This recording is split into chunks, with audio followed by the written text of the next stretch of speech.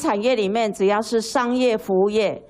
就由经济部来负责相关的补贴。说明纾困4.0怎么补贴。6月3号，行政院会会后记者会是经济部长王美花最近一次公开露面。不过4号晚间传出经济部有员工确诊，经济部赶紧通报政院，并且安排王部长以及次长曾文生筛检 PCR 结果都是阴性，目前2人居家隔离14天。他需要这个居家隔离14天。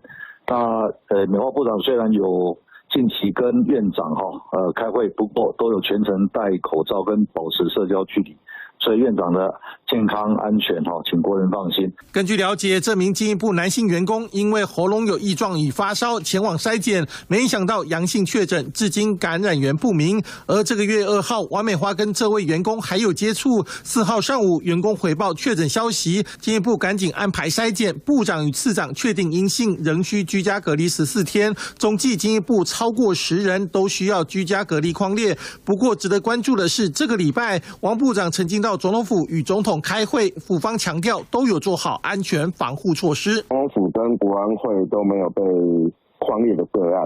那王美花部长虽然最近有跟总统开过会，但因为开会的场所都有隔板，而且全程都佩戴口罩。